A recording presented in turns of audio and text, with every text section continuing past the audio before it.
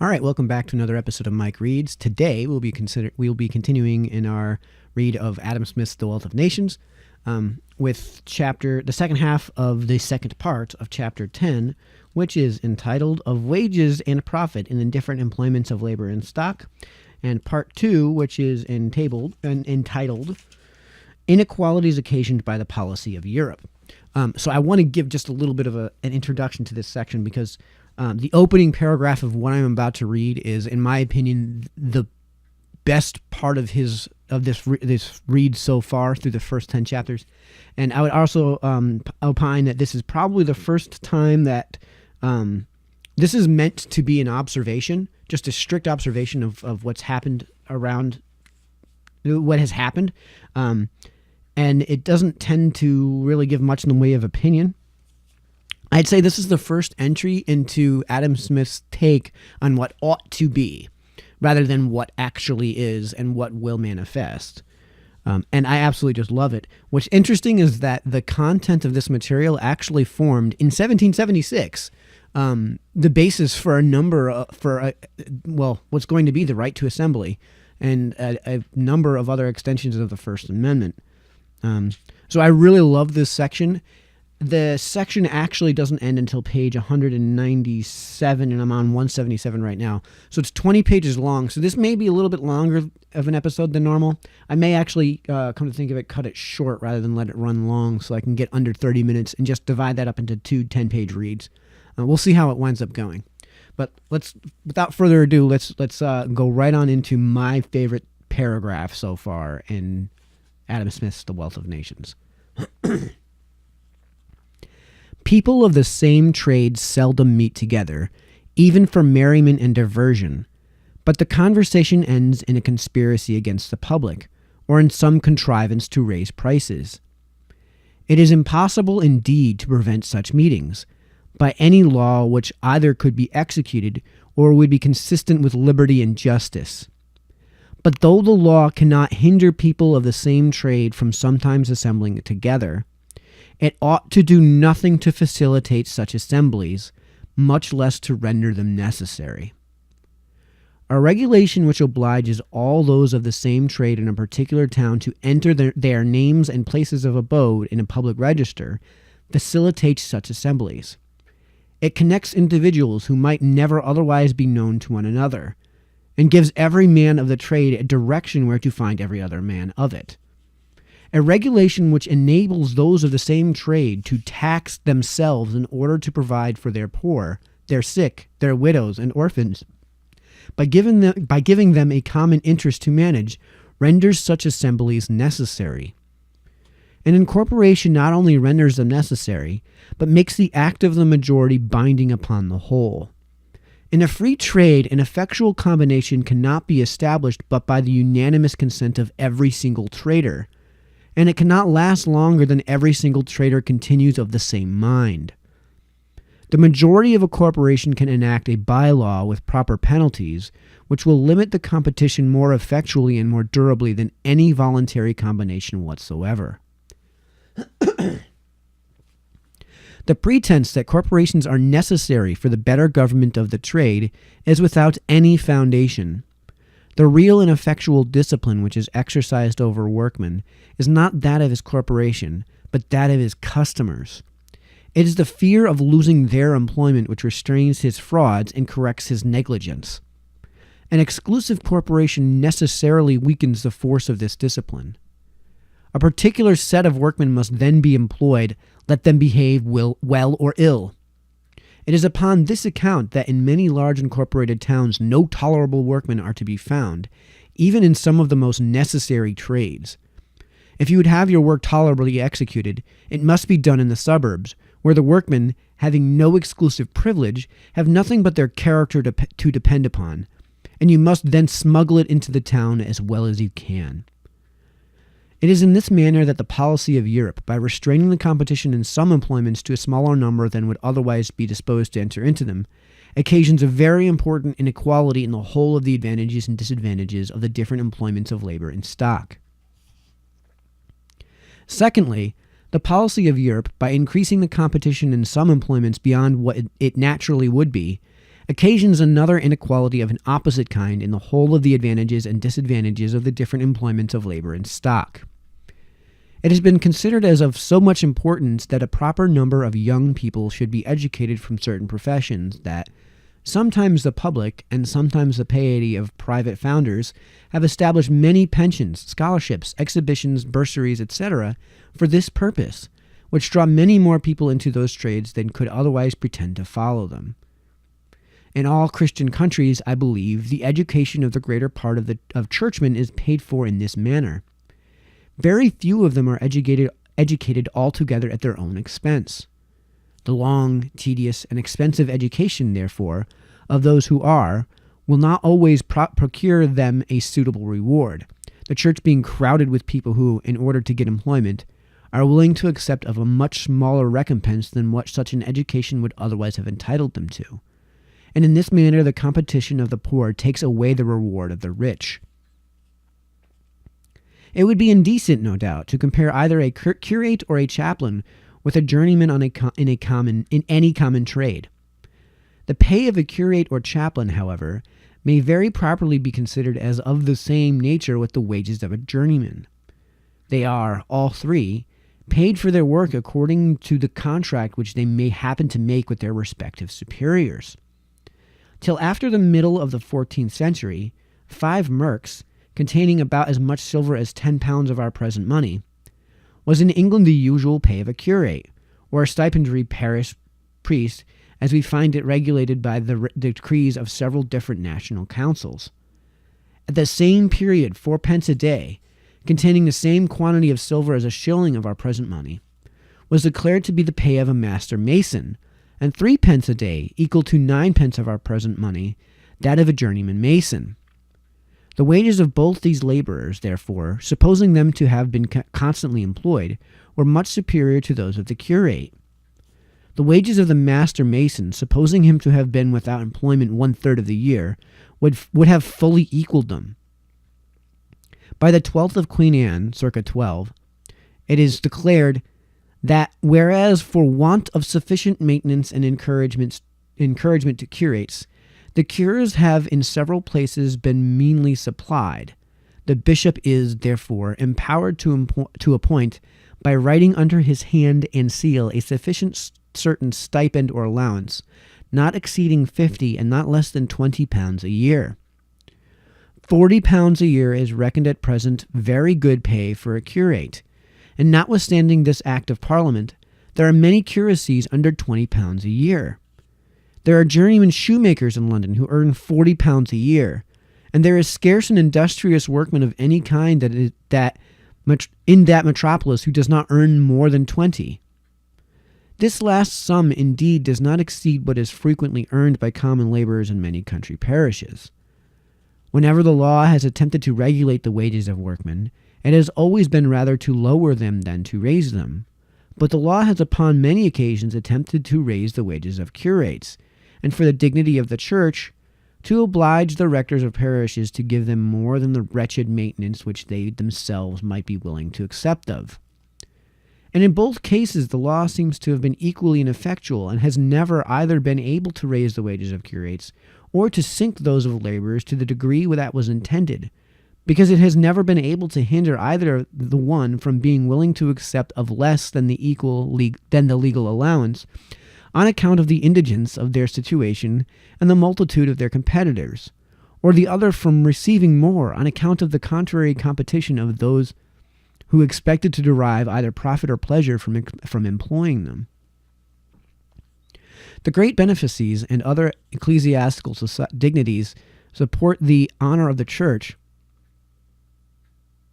notwithstanding the mean circumstances of some of its inferior members. The respect paid to the profession, too, makes some compensation even to them for the meanness of their pecuniary recompense. In England, and in all Roman Catholic countries, the lottery of the church is in reality much more advantageous than is necessary. The example of the Church of Scotland, of Geneva, and of several other Protestant churches may satisfy us that in so creditable a profession, in which education is so easily procured, the hopes of much more moderate benefices will draw a sufficient number of learned, decent, and respectable men into holy orders. In professions in which there are no benefices, such as law and physic, if an equal proportion of people were educated at the public expense, the competition would soon be so great as to sink very much their pecuniary reward. It might then not be worth any man's while to educate his son to either of those professions at his own expense. They would be entirely abandoned to such as had been educated by those public charities, whose numbers and necessities would oblige them in general to content themselves with a very miserable recompense, to the entire degradation of the now respectable professions of law and physic. That unprosperous race of men commonly called men of letters is pretty much in the situation which lawyers and physicians probably would be in upon the foregoing supposition. In every part of Europe, the greater part of them have been educated for the church, but have been hindered by different reasons from entering into holy orders. They have generally, therefore, been educated at the public expense, and their numbers are everywhere so great as commonly to reduce the price of their labor to a very paltry recompense. Before the invention of the art of printing, the only employment by which a man of letters could make anything by his talents was that of a public or private teacher, or by communicating to other people the curious and useful knowledge which he has acquired himself. And this is still surely a more honorable, a more useful, and in general even a more profitable employment than that other of writing for a bookseller, to which the art of printing has given occasion. The time and study, the genius, knowledge, and application requisite to qualify an eminent teacher of the sciences are at least equal to what is necessary for the greatest practitioners in law and physics. But the usual reward of the eminent teacher bears no proportion to that of the lawyer or physician, because the trade of the one is crowded with indigent people who have been brought up to it at the public expense, whereas those of the other two are encumbered with very few who have not been educated at their own. The usual recompense, however, of public and private teachers, small as it may appear, would undoubtedly be less than it is, if the combination of those yet more indigent men of letters who write for bread was not taken out of the market. Before the invention of the art of printing, a scholar and a beggar seem to have been in terms very nearly synonymous. The different governors of the universities before that time appear to have often granted licenses to their scholars to beg. In ancient times, before any charities of this kind had been established for the education of indigent people to the learned professions, the rewards of eminent teachers appear to have been much more considerable. Isocrates, in what is called his Discourse Against the Sophists, reproaches the teachers of his own times with inconsistency. They make, quote, "They make the most magnificent promises to their scholars," says he, "and undertake to teach them to be wise, to be happy, and to be just, and in return for so important a service they stipulate the paltry reward of 4 or 5 minae. They who teach wisdom," continues he, "ought certainly to be wise themselves, but if any man were to sell such a bargain for such a price, he would be convicted of the most evident folly." End quote. He certainly does not mean here to exaggerate the reward, and we may be assured that it was not less than he represents it. 4 minae were equal to £13 6 shillings and 8 pence, 5 minae to £16 13 shillings and 4 pence. Something not less than the largest of those two sums, therefore, must at that time have been usually paid to the most eminent teachers in Athens. Isocrates himself demanded 10 minae, or £30 6 shillings and 8 pence from each scholar. When he taught at Athens, he is said to have had 100 scholars. I understand this to be the number whom he taught at one time, or who attended what we would call one course of lectures, a number which will not appear extraordinary from so great a city to so famous a teacher, who taught too what was at the time the most fashionable of all sciences, rhetoric. He must have made, therefore, by each course of lectures, 1,000 minae, or, good Lord, £3,333 6 shillings and 8 pence.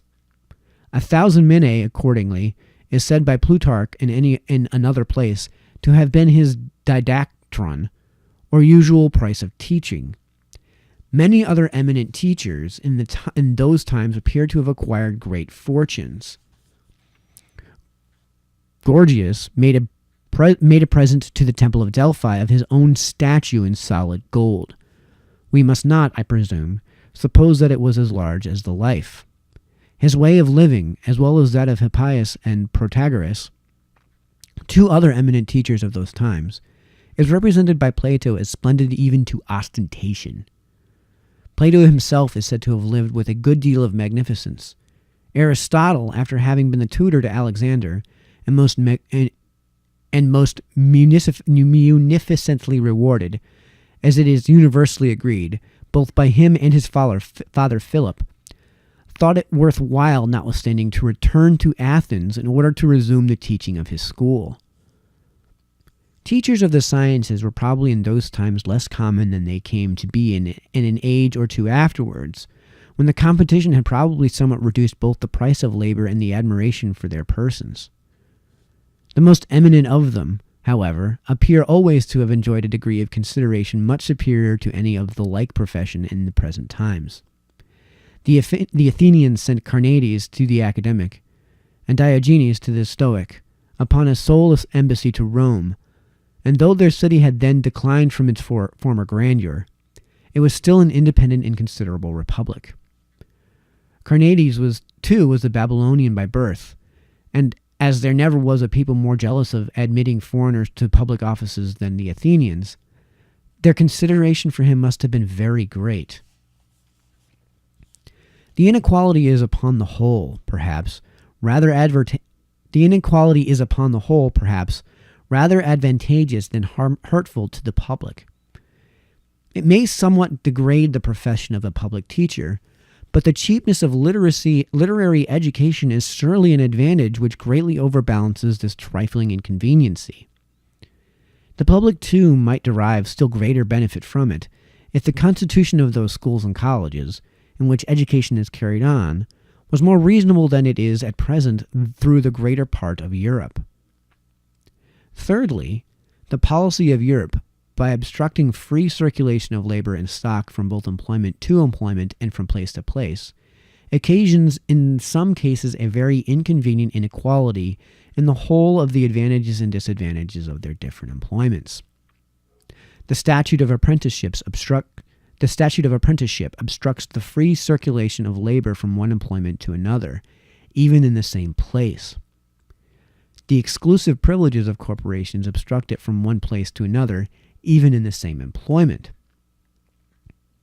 It frequently happens that while high wages are given to the workmen in one manufacture, those in another are obliged to content themselves with bare subsistence. That the one is in an advancing state and has, therefore, a continual demand for new hands. The other is in a declining state, and the superabundance of hands is continually increasing. The two manufacturers may sometimes be in the same town, and sometimes in the same neighborhood, without being able to lend the least assistance to one another. The statute of apprenticeship may oppose it in one case, and both that and an exclusive corporation in the other. In many different manufactures, however, the operations are so much alike that the workmen could easily change trades with one another if those absurd laws did not hinder them. The arts of weaving plain linen and plain silk, for example, are almost entirely the same. That of weaving plain woolen is somewhat different, but the difference is so insignificant that either a linen or a silk weaver might become a tolerable workman in a very few days. If any of those three capital manufactures, therefore, were decaying, the workman might find a resource in one of the other two, which was in a more prosperous condition, and their wages would neither rise too high in the thriving nor sink too low in the decaying manufacture. The linen manufacture is, indeed, in England, by a particular statute, open to everybody, but as it is not much cultivated through the greater part of the country, it can afford no general resource to the workmen of other decaying manufactures, who, wherever the statute of apprenticeship takes place, have no other choice but either to come upon the parish or to work as common laborers, for which, by their habits, they are much worse qualified than for any sort of manufacture that bears any resemblance to their own. They generally, therefore, choose to come upon the parish. Whatever obstructs the free circulation of labor from one employment to another obstructs that of stock likewise, the quantity of stock which can be employed in any branch of business depending very much upon the labor which can be employed in it. Corporation laws, however, give less obstruction to the free circulation of stock from one place to another than to that of labor. It is everywhere much easier for a wealthy merchant to obtain the privilege of trading in a town corporate than for a poor artificer to obtain that of working in it. The obstruction which corporation laws give to free circulation of labor is common, I believe, to every part of Europe. That which is given to it by the poor laws is, so far as I know, peculiar to England. It consists in the difficulty which a poor man finds in obtaining a settlement, or even in being allowed to exercise his industry in any parish but that to which he belongs. It is the labor of artificers and manufacturers only of which the free circulation is obstructed by corporation laws. The difficulty of obtaining settlements obstructs even that of common labor. It may be worthwhile to give some account of the rise, progress, and present state of this disorder, the greatest perhaps of any in the policy of Europe, in the police of Europe, of England. Jesus. When by the destruction of monasteries the poor had been deprived of the charity of those religious houses, after some other ineffectual attempts for their relief, it was enacted by the 43rd of Elizabeth, C2, that every parish should be bound to provide for its own labor, for its own poor, and that overseers of the poor should be annually appointed who, with the church wardens, should raise, by a parish rate, competent sums for this purpose.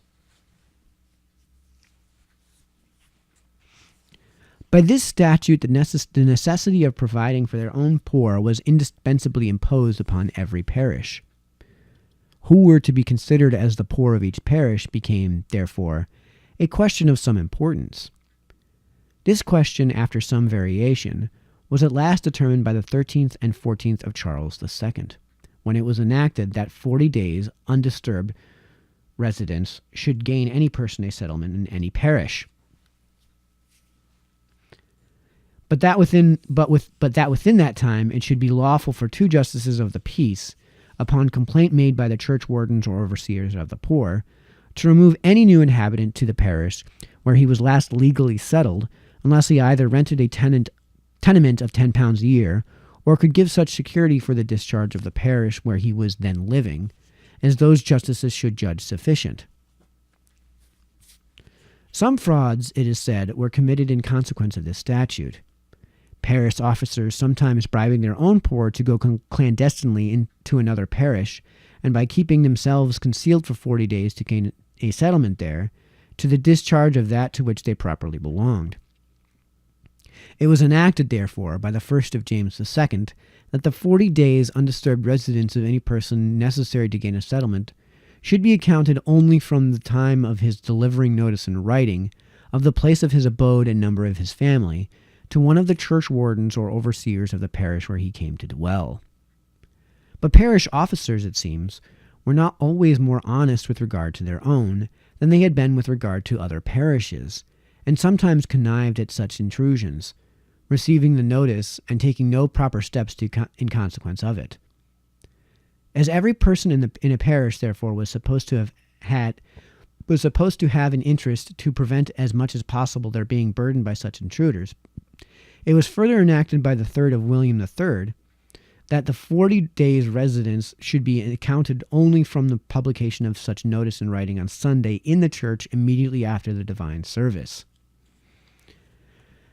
After all, says Dr. Byrne, quote, this kind of settlement, by continuing 40 days after publication of notice in writing, is very seldom obtained, and the design of the acts is not so much for gaining of settlements as for the avoiding of them by persons coming into a parish clandestinely.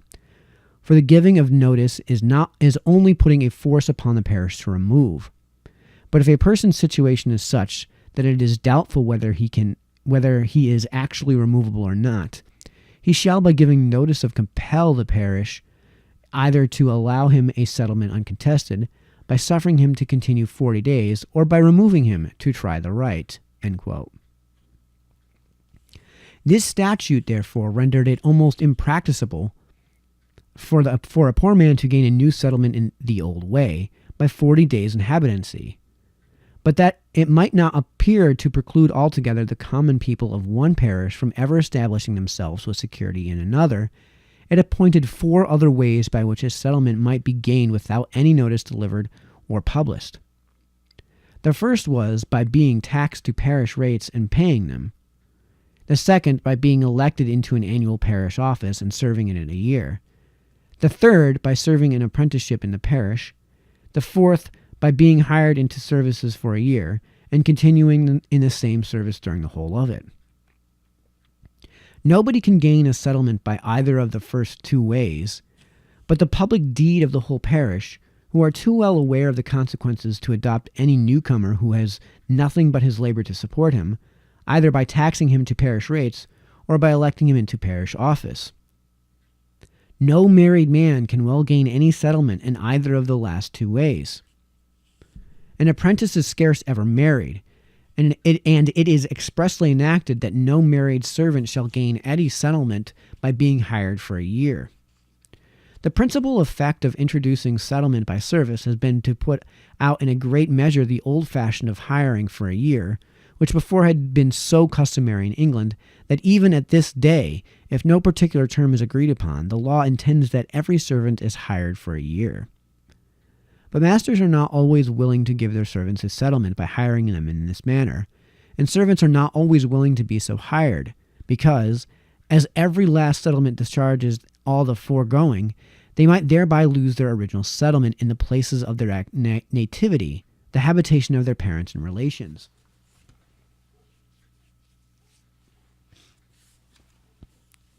No independent workman, it is evident, whether laborer or artificer, is likely to gain any new settlement either by apprenticeship or by service.